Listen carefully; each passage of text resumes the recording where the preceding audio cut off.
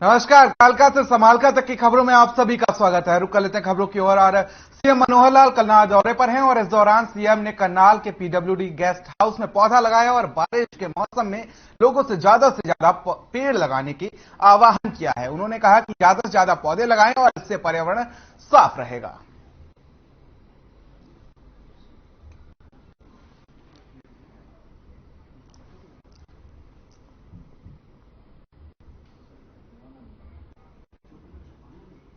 तो वहीं मुख्यमंत्री मनोहर लाल पानीपत के गुरुद्वारा पातशाही पहुंचे और इस दौरान सीएम मनोहर लाल ने गुरुद्वारा पहुंचकर मत्था टेका। साथ ही उन्होंने कहा कि गुरु नानक जी की शिक्षा हमें हमेशा कुरीतियों को खत्म करती है और हरियाणा प्रबंधक गुरुद्वारा कमेटी के पास 52 गुरुद्वारे थे, जिनमें से करीब 5 गुरुद्वारे की देखभाल करने का अधिकार था।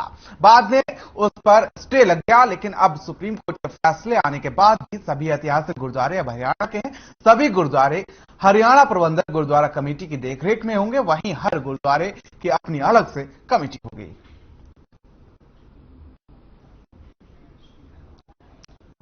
तो आपको बता दें कि पानीपत से खबर है, जहां पर आपको बता दें कि हरियाणा के सीएम मनोहर लाल पहुंचे और उन्होंने पानीपत का दौरा किया और गुरुद्वारा में मत्था भी टेका है। पानीपत से खबर है, जहां पर आपको बता दें गुरुद्वारा पातशाही में सीएम मनोहर लाल ने माथा टेका है और कहा कि सभी गुरुद्वारे अब हरियाणा के हैं।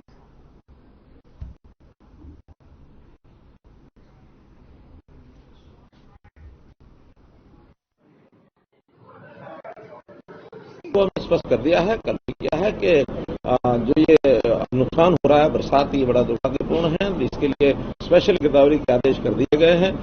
जहां जहां फसलों का नुकसान, खड़ी फसलों का नुकसान हुआ है, स्पेशल गिरदावरी में उसका जो भी सरकारी जो भी नियम कायदे कानून है उसके हिसाब से उनको कंपनसेट किया जाएगा।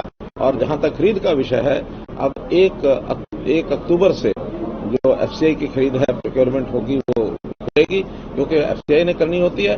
उसमें भी विशेष कारण रहता है कि मॉइस्चर वाला जो धान है वो ना खरीदना पड़े। अब पहले तो सामान्य कृषि से कभी कभी इससे पहले भी किया गया। एक बार हमें याद है कि हमने 24-25 सितंबर भी पिछले साल या उससे पिछले साल किया था, लेकिन इस बार जो कि चाहे दुर्भाग्यपूर्ण स्थिति है तो वह है बरसात के कारण से वैसे भी अब मॉइस्चर जो है वो कम होना अभी इन दोनों में संभव होता नहीं है।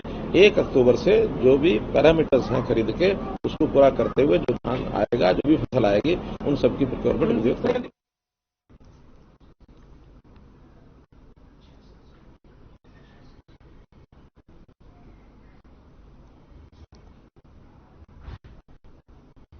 उत्तर प्रदेश के उप मुख्यमंत्री दुष्यंत चौटाला कैथल पहुंचे और इस दौरान उन्होंने चौधरी देवीलाल की प्रतिमा का अनावरण किया और इस अवसर पर उन्होंने कहा कि चौधरी देवीलाल ने हमेशा समाज कल्याण के लिए काम किया है। साथ ही उन्होंने कहा कि 9 दिसंबर तक 108 लाइब्रेरी खोले जाने का फैसला लिया है, जिससे बच्चों को अच्छी शिक्षा मिल सके।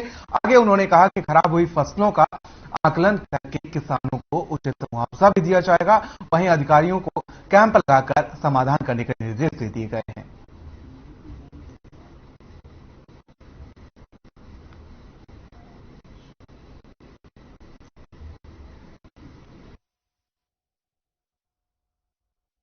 ऐसे इंस्टीट्यूशन जिनके बारे में जितना पढ़ा जाए, समझा जाए, उतना ही कम है। चाहे बुढ़ापा पेंशन हो, मनरेगा हो, चाहे और योजनाएं, उनने हमेशा समाज के कल्याण और उद्धार के लिए काम किया और मुझे लगता है कि आज कैथल की इस धरा पर उनको हमने स्थापित कर यहाँ आने वाली पीढ़ियां भी इस पार्क में आएंगी, वो भी उनके बारे में सीखेंगी, जानेंगी और उनसे प्रेरणा लेकर अपने जीवन का। तो दिल्ली से इस वक्त की बड़ी और अहम जानकारी सामने आ रही, जहां पर आपको बता दें कांग्रेस केंद्रीय समिति की बैठक 27 तारीख को होगी। बड़ी अपडेट इस वक्त की सामने आई, जहां पर 27 सितंबर को कांग्रेस केंद्रीय समिति की बैठक होगी। दिल्ली में कांग्रेस केंद्रीय समिति की बैठक होगी। सोनिया गांधी सहित बड़े नेता इसमें शामिल होंगे। हिमाचल के टिकट आवंटन पर इस बैठक में चर्चा की जाएगी। हिमाचल कांग्रेस अध्यक्ष को लेकर भी इसमें चर्चा की जाएगी। 27 सितंबर को यह अहम फैसला होगा और साथ ही दिल्ली में कांग्रेस चुनाव समिति की बैठक होगी। सोनिया गांधी सहित बड़े नेता इस बैठक में शामिल होंगे। हिमाचल के टिकट आवंटन को लेकर चर्चा की जाएगी और साथ ही आपको बता दें कि सोनिया गांधी ये बैठक लेंगी और 27 सितंबर को कांग्रेस केंद्रीय चुनाव समिति की बैठक होगी। दिल्ली में बैठक का आयोजन किया जाएगा। कैंपेन कमेटी के चेयरमैन भी इसमें मौजूद रहेंगे। 27 को ही पहली सूची जारी कर सकती है कांग्रेस। पहले चरण की बैठक में आपको बता दें कि बड़ा फैसला लिया जा सकता है। 27 सितंबर को कांग्रेस केंद्रीय समिति की ये दिल्ली में बैठक आयोजित की जाएगी। कैंपेन कमेटी के चेयरमैन भी मौजूद रहेंगे और साथ ही 27 को ये पहले सूची जो है वो कांग्रेस जारी कर सकती है। इस वक्त की बड़ी अहम जानकारी दिल्ली से है, जहां पर 27 सितंबर को कांग्रेस केंद्रीय चुनाव समिति की बैठक आयोजित की जाएगी।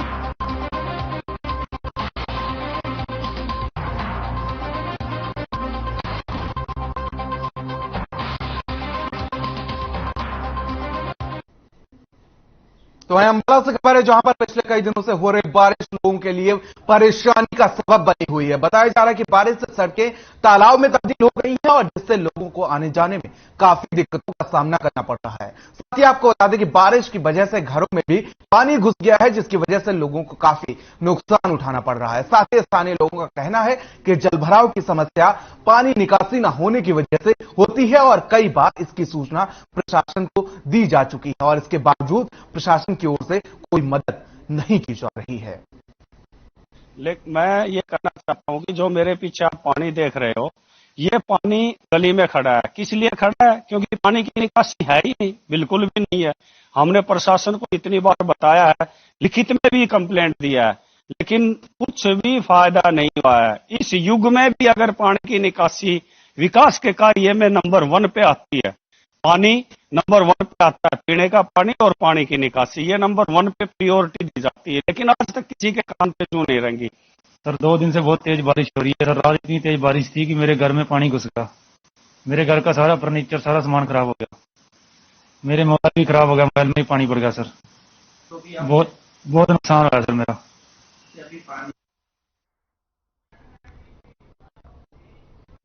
तो अंबाला शहर एशिया के सबसे बड़ी कपड़ा मार्केट के नाम से जाना जाता है और इन दिनों कपड़ा व्यापारी काफी ज्यादा परेशान नजर आ रहे हैं।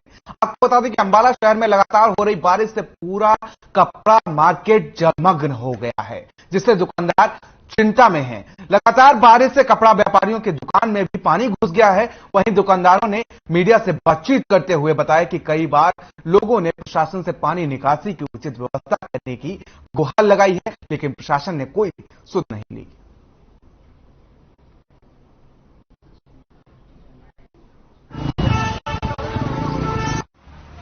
कपड़ा मार्केट है, बारिश हो रही है, ये एशिया की सबसे बड़ी मार्केट है, या करोड़ों बैठक पानी में जाता है। मुलू सुविधाओं का ये हाल है, पानी से पानी नहीं उतरा, 15 मिनट बरसात में पानी ये हाल हो जाता है। आज तो पानी वाटर में चला गया। प्रशासन से ये अपील करना चाहता हूँ कि पानी की निकासी के लिए अब प्रशासन ने कोई कार्य नहीं किया है। कपड़ा मार्केट पहले ही मंदे की दौर से गुजर रही है, कोविड के बाद अब तक सेट नहीं बैठी है। ऊपर से ये परमात्मा द्वारा दिया हुआ पानी, इसकी निकासी के लिए प्रशासन को जल्द से जल्द कदम उठाना चाहिए। और यहां रुकेंगे छोटे से ब्रेक के लिए। ब्रेक के बाद भी खबरों का सिलसिला लगातार जारी है।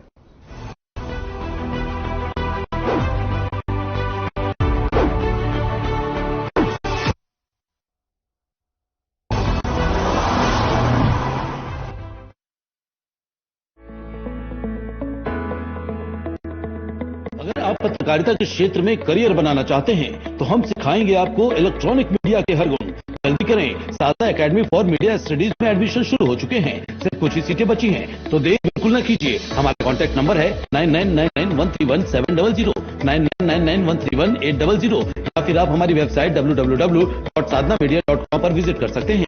आप हमें noida.sems@gmail.com पर ईमेल भी कर सकते हैं। 100% जॉब प्लेसमेंट की गारंटी। आज ही संपर्क करें। हरे रंगों का उमंगों का जज्बा कहाँ रुकता है, मन साफ है तेरा अंदर तो बाहर दिखता है। जो अच्छा हो, जो सच्चा हो, वही तो दिखता है। हम निर्मा एडवांस हैं, मन की तरह कपड़े भी साफ रखते हैं। निर्मा एडवांस। रूट मंत्रा आयुर्वेदिक फेस वॉश। इसमें है क्यूकम्बर के प्योर एक्सट्रैक्ट्स जो नेचुरली चेहरे को मॉइस्चराइज रखे। ये कोई कॉस्मेटिक नहीं, आयुर्वेदिक औषधि है। पंजाब है जसप्रीत का ठिकाना, मुंबई है आदर्श का आशियाना, केरल का गोविंदन निवासी, कोलकाता में जन्मे है काशी। हर हिंदुस्तानी की शान AR बियरिंग जोड़े सारा Hindustan. Hey mom, hey, look, I can download a song really fast. I can make dosas faster. Must be joking. Bus, 3 easy steps. Mix with water, spread batter, fry.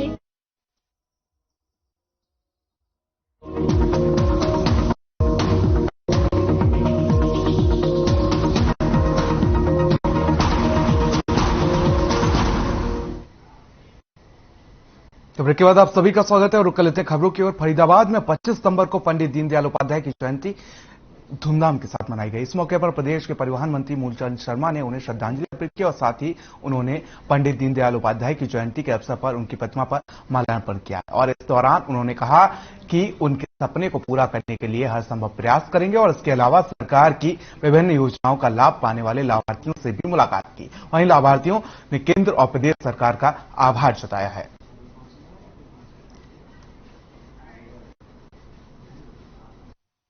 देश के प्रधानमंत्री आदरणीय नरेंद्र मोदी जी ने मन की बात रखी है कि किस तरह हमें देश के लिए, अपने देश के लिए काम करना चाहिए। पीड़ा है, जो आम व्यक्ति है, जो काम करना चाहिए, उसमें मोदी जी ने विस्तार से बताया। और ये सारी महिलाएं मन की बात, प्रधानमंत्री जी की मन की बात सुनने के बाद इन्होंने प्रधानमंत्री जी के नाम में लेटर लिखा है और प्रधानमंत्री जी का धन्यवाद किया है।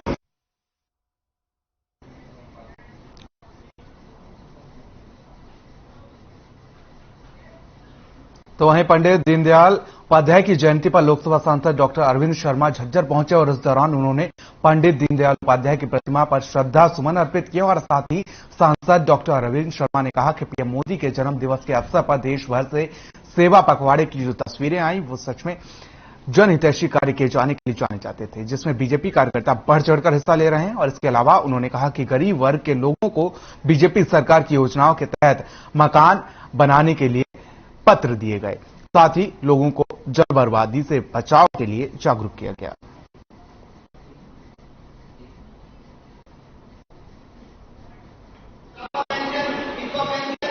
और उसके साथ साथ जो मोदी जी का सेवा पखवाड़ा चल रहा है उनके जन्म दिवस पर, उन सब ने मिलकर के आज कई प्रोग्राम थे। पंडित दीनदयाल जी को याद करना, उसके बाद पौधारोपण का, और जो पानी की वेस्टेज है, जो नलकों में जो पानी टूटियां नहीं लगी हैं, जो उस पर भी जो है पानी की वेस्टेज को रोकना, टूटियां लगाना, और जो लाभार्थी हैं केंद्र सरकार की योजनाओं के, हरियाणा सरकार की योजनाओं के जो लाभार्थी हैं उनको पत्र वितरण करना।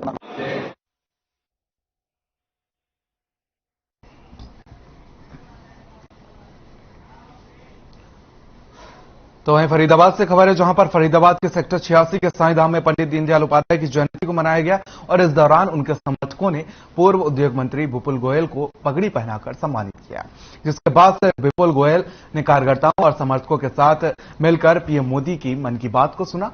तो वहीं विपुल गोयल ने पीएम मोदी के टीबी मुक्त भारत के संकल्प का हिस्सा बनकर 11 टीबी मरीजों को अडॉप्ट किया और कहा कि बीमारी का सारा खर्च वो खुद उठाएंगे। और इस अवसर पर वार्ड नंबर 28 के निवर्तमान पार्षद नरेश नंबरदार भी मौजूद रहे।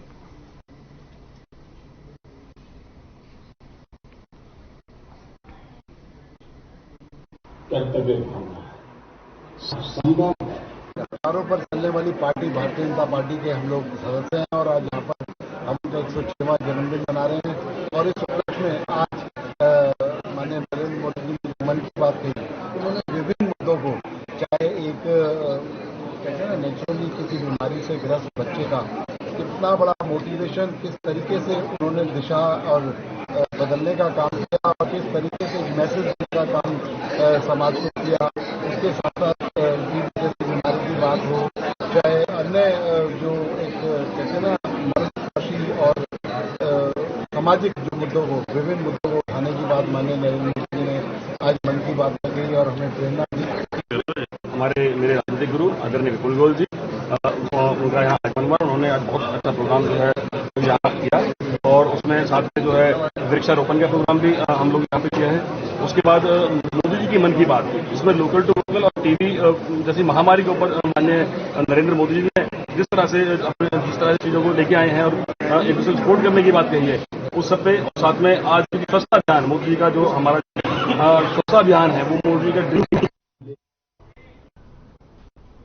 खबरों में आगे बढ़ेंगे और करीना से खबर है, जहां पर आपको बता दें करीना के गांव करीरा में बारिश होते ही जोहड़ का गंदा पानी घरों में घुस जाता है, जिसको लेकर ग्रामीणों में गुस्सा देखने को मिल रहा है। ग्रामीणों का आरोप है कि इससे पहले एसडीएम समेत विधायक तक समाधान की गुहार लगा चुके हैं, लेकिन समस्या जस की तस बनी हुई है। ग्रामीणों ने बताया कि जोहड़ की एक बार भी सफाई नहीं कराई गई है, लोगों को रहने और खाना बनाने में दिक्कतों का सामना करना पड़ रहा है, तो वहीं बच्चों को भी स्कूल जाने में काफी दिक्कत होती है। दूसरी तरफ गंदे पानी की वजह से बीमारियों के पनपने का भी खतरा बना हुआ है। ग्रामीणों ने अब चेतावनी दी है कि अगर उनकी समस्याओं का जल्द समाधान नहीं किया गया तो पानी में बैठकर धरना प्रदर्शन करने को मजबूर हो जाएंगे।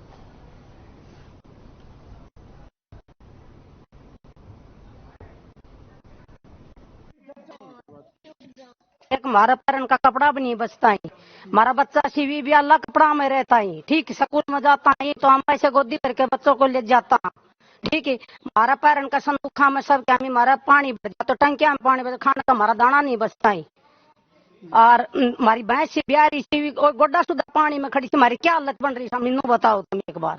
50-60 घरों में पानी घुसा हुआ है इस बारिश से और हमारा जीना दुभर हो रहा है। हमने पिछले 14 महीने से सीएम तक अपने रिक्वेस्ट भेज लिया है, लेकिन कोई कार्रवाई नहीं, झूठा आश्वासन दिया जा रहा है। मेरी खुद की सीएम तक मेरी कंप्लेंट लगी हुई है, मेरे पास झूठी लिपापोती करके चिट्ठियां आती हैं, हमने आगे कार्रवाई कर दी, आगे कार्रवाई, लेकिन कुछ नहीं होता है।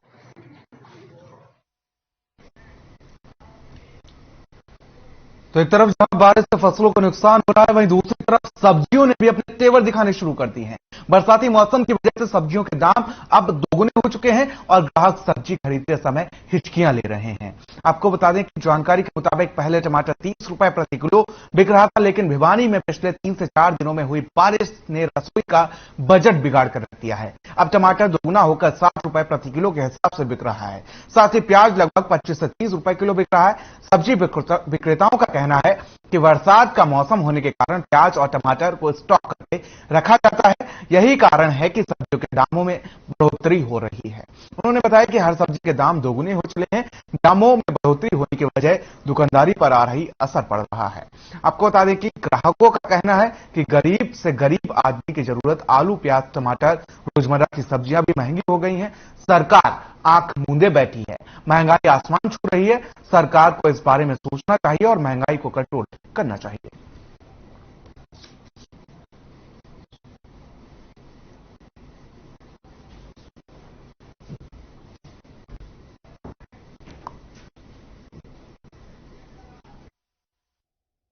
मैं सब्जी विक्रेता हूँ। 10 दिन पहले जैसे मौसम साफ था, टमाटर 30 रुपए किलो थे, तो मौसम साफ होने के कारण टमाटर अब 60 रुपए किलो हो गए हैं। हर चीज में कुछ न कुछ बढ़ोतरी हुई है और इससे ग्राहकों को काफी परेशानी का सामना उठाना पड़ रहा है। महंगाई का जिस तरह से हर आदमी परेशान है और बड़ी हैरानी की बात है कि जैसे चाहे आलू, प्याज, टमाटर हैं, जो रोजमर्रा की हर गरीब से गरीब आदमी की चीजों की आवश्यकता होती है, तो सरकार पता नहीं क्यों आंखें मूंदी बैठी है। इन चीजों पे भी कंट्रोल करना चाहिए, इनके लिए रास्ता निकालना चाहिए।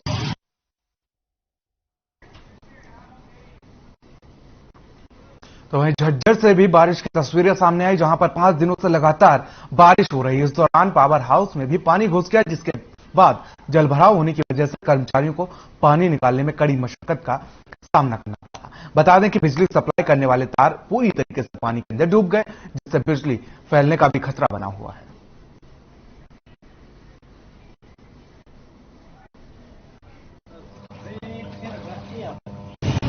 ये 33 के भी जो शहर का जो पावर हाउस है ओल्ड, उससे भरा हुआ है और हर सीजन में यही समस्या आती है। पानी की हर बार ऐसे ही निकालना पड़ता है, लेकिन इसका कोई स्थायी समाधान नहीं हो पाता। इसकी वजह से जो है हम सभी कर्मचारी इसमें रिस्क ले लेंगे, जो है लोगों को सप्लाई देते हैं, लेकिन फिर भी यहाँ पर लोग इकट्ठे हो जाते हैं, आ जाते हैं।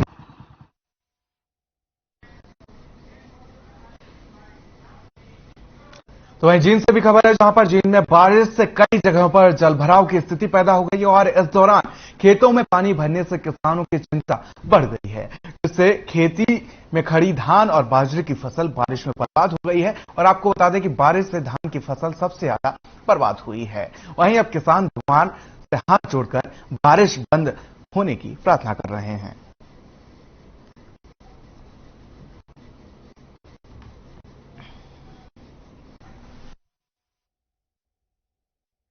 बहुत ज्यादा नुकसान हुआ, लेकिन अब की बार जो 3 दिन से लगातार बारिश हो रही है, इसमें लोगों को मेरे ख्याल से 70% नुकसान हुआ है। कपास तो पहले नष्ट हो गई थी, लेकिन जो बच गई है, जो खिलती थी, वो उसका हुआ उसी के अंदर खराब हो गया। और जो धान आप देख रहे हो अपने पीछे जो है, ये बिल्कुल तहस नहस हो गई है। करीबन जितने भी जीरी हैं और जो कपास की फसल है, अपने तकरीबन 70% सारी खत्म हो चुकी है। सच भाई साहब, बारिश का ऐसा है कि जो पहले बारिश हुई थी आज से 1.5 महीने पहले, उसमें तो काम चल गया था, पानी उतर गया था। लेकिन इस बार जो फसल बारिश हुई ना आजकल में, बहुत ज्यादा नुकसान हो रहा है। बाजरा जो कटे पे जाम गए हैं खेत में, धान की पीछे देख लियो आप, गल लग रही है। कपास जो खिली हुई थी वो हो गए, पैदा हो रही है, जाम रही है। नुकसान बहुत ज्यादा है। 95 बारिश से ज्यादा नुकसान होने लग रहा है इस टाइम पे।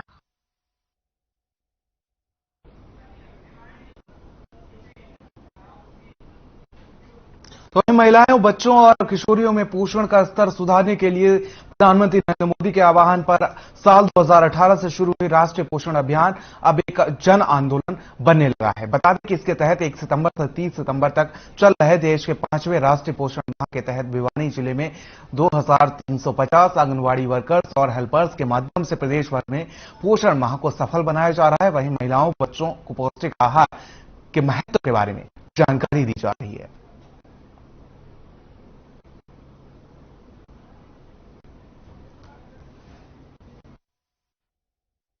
हमें पोषक आहार के बारे में बताया गया है। कोई हमें पौष्टिक से युक्त vitamin A, vitamin B, vitamin C से युक्त आहार खाने चाहिए, दूध, दही, लस्सी खानी चाहिए और पालक, बथुआ आदि सब्जियां खानी चाहिए।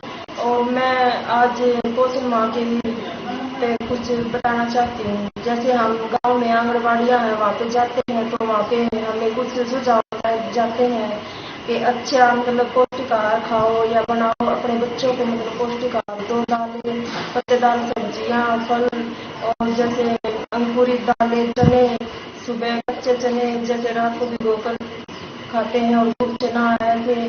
जी, ये पोषण राष्ट्रीय पोषण माह पूरा सितंबर 1 से 30 तारीख तक चल रहा है और इसमें अलग अलग कार्यक्रम करके एक जागरूकता के लिए ये प्रोग्राम चलाया जा रहा है, जिसमें महिला और बच्चों के पोषण स्तर में सुधार करने के लिए।